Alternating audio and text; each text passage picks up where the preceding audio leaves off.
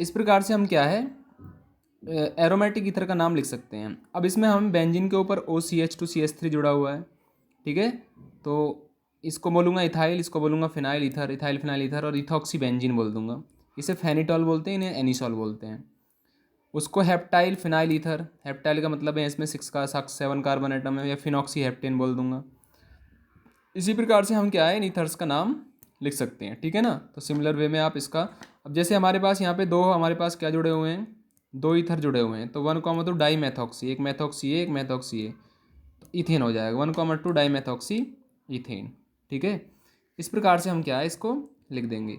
यहाँ पे हमारा क्या है, यहाँ से नंबर डलना चाहिए, लेकिन यहाँ से हमने नंबर डाला है, तो उसका कारण क्या है कि एक जो मिनिमम नंबर भी देने होते हैं, जो ओवरऑल जो नंबर डालते हैं तो उसको मिनिमम आता है, तो हम इसलिए हमने क्या यहाँ से नंबर इस प्रकार से डाला है, ठीक है।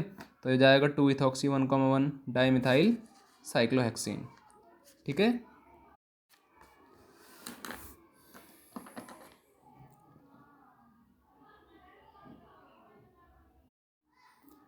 नेक्स्ट है give IUPAC name of the following compound.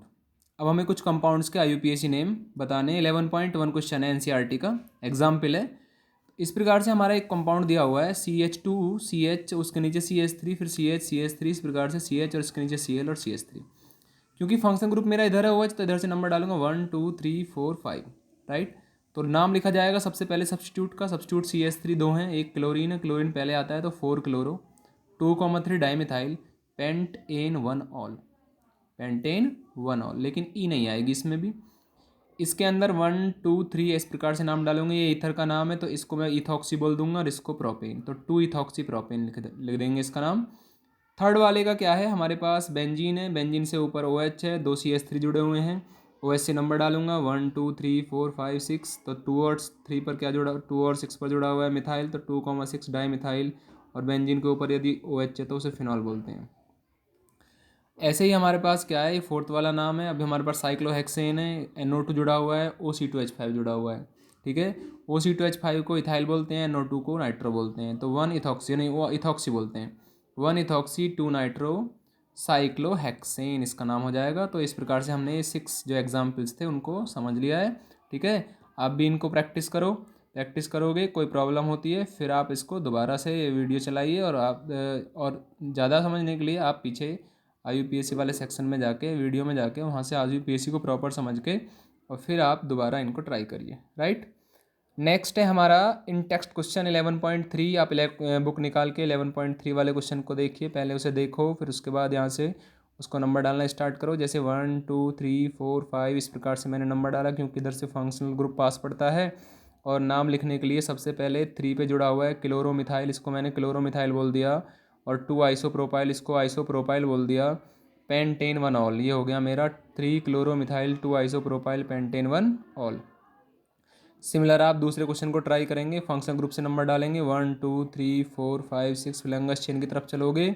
उसमें क्या है 2 पर और 5 पर जुड़ा हुआ है डाई मिथाइल, यानी 2 मिथाइल जुड़े हुए हैं तो डाई मिथाइल हो जाएगा। 6 के लिए हेक्स इन लिखोगे। अब 2 का OH जुड़े हुए हैं तो 1,3 डाईऑल हो जाएगा, 2,5 डाई मिथाइल हेक्सेन 1,3 डाईऑल, ठीक। उसके बाद हमारे पास साइक्लो वाला एक नेमिंग आ गई है, यहाँ से नंबर डालेंगे 1 2 3, तो 3 ब्रोमो साइक्लो हेक्सेन ऑल। इस प्रकार से क्या है आप 11.3 वाले क्वेश्चन को सॉल्व कर सकते हैं। बात करते हैं 11.3 का फोर्थ वाला पोर्शन। उसमें हमारे पास इस प्रकार से एक नेमिंग दे रखी है, एक कंपाउंड है। तो यहाँ पर थर्ड वाली, इधर से देखूंगा तो OH फोर्थ पे आ रहा है, इधर से देखूंगा तो OH थर्ड पे आ रहा है, तो इधर से नंबर डालेंगे और लिख देंगे हेक्स। 6 कार्बन है तो हेक्स लिखेंगे, 1 पे इन जुड़ा हुआ है और 3 पे ऑल जुड़ा हुआ है, तो हेक्सेन 1,3 हेक्सेन 1 इन 3 ऑल, राइट। और इधर से यहाँ फंक्शन ग्रुप है 1 2 3 4, ठीक है। तो 2 ब्रोमो ब्यूट 2 इन 1 ऑल, ठीक है ना। 2 ब्रोमो, ये हो जाएगा 3 मिथाइल, 2 ब्रोमो 3 मिथाइल। तो इसको आपको चेंज करना पड़ेगा थोड़ा सा, 2 ब्रोमो 3, 2 ब्रोमो 3 मिथाइल ब्यूट 2 इन ब्यूट 1 इन, यानी ब्यूट 2 इन, हाँ ब्यूट 2 इन 1 ऑल, राइट। इस प्रकार से IUPAC नेम को ट्राई करिए, ठीक है। हाँ, उसके बाद स्ट्रक्चर ऑफ फंक्शनल ग्रुप आती है। स्ट्रक्चर ऑफ फंक्शनल ग्रुप में क्या है कि जो हमारा एल्कोहल होता है, तो एल्कोहल में C है, यानी मीथेनॉल है, C के तीनों तरफ क्या जुड़े हुए हैं, CH3 CH3, एक तरफ ऑक्सीजन जुड़ा हुआ है, तो ये जो हो जाएगा ये टेट्राहेड्रल अरेंज है। ऐसे केस में यहाँ से यहाँ तक का एंगल जो है वो 108.9 डिग्री है। OH की बॉन्ड लेंथ 96 है और CO की बॉन्ड लेंथ 142 pm है। ये कार्बन जो है वो sp3 हाइब्रिड है।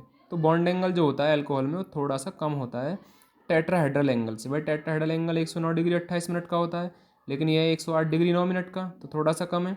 इसका कारण क्या है? इसका कारण है it is due to the repulsion between lone pair of oxygen. ये जो लॉन पेयर है और इसमें रिपल्सन होने के कारण ये थोड़ा सा झुक जाएगा, जिससे बॉन्ड एंगल कम हो जाएगा। ये बात ध्यान रखनी इंपॉर्टेंट है।